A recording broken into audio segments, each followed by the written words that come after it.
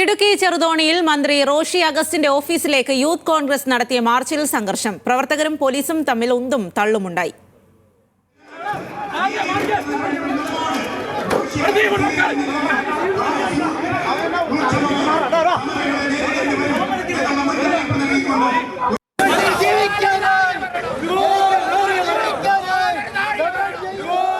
Alvin തോമസാണ് വിവരങ്ങളുമായി ചേരുന്നത്. Alvin, എന്താവശ്യം ഉന്നയിച്ചായിരുന്നു പ്രതിഷേധം? എങ്ങനെയാണത് സംഘർഷത്തിലേക്ക് കലാശിച്ചത്? ഇടുക്കിയിലെ ജനങ്ങളെ കൊള്ളയടിക്കാനുള്ള ശ്രമമാണ് ഭൂപതിവ് ചട്ട ഭേദഗതിയിലൂടെ ഉണ്ടായതെന്നും അതോടൊപ്പം തന്നെ ദേശീയപാതയിലെ നേരിമംഗലം മുതൽ വാളറ വരെയുള്ള സ്ഥലത്തെ നിർമ്മാണ നിരോധനം സംബന്ധിച്ചും ഇത്തരം പല വിഷയങ്ങൾ ഉന്നയിച്ചുകൊണ്ടാണ് മന്ത്രിയുടെ ഓഫീസിലേക്ക് യൂത്ത് കോൺഗ്രസ് എന്ന മാർച്ച് സംഘടിപ്പിച്ചിരുന്നത്. സന്ദീപ് വാര്യരാണ് മാർച്ച് ഉദ്ഘാടനം ചെയ്തത്.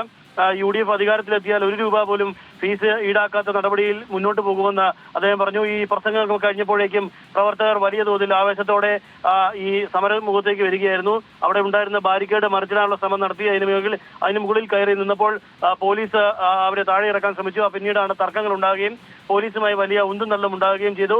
ഏറെ നേരം സംഘർഷഭരിതമായിരുന്നു ചെറുതോണി പ്രദേശം. ചെറുതോണി റോഷിയസിന്റെ മന്ത്രിയുടെ ഓഫീസിന് മുൻപിൽ വെച്ചാണ് ഈ പോലീസ് ഈ മാർച്ച് തടഞ്ഞത്. ഏറെ നേരം സംഘർഷത്തിന് ശേഷം പ്രവർത്തകരെ പിന്നീട് പോലീസ് അറസ്റ്റ് ചെയ്ത് നീക്കുകയായിരുന്നു. എന്നാൽ കുറെ പ്രവർത്തകർ വീണ്ടും അവിടെ വഴിയിൽ കുത്തിയിരുന്ന് പ്രതിഷേധിച്ചു.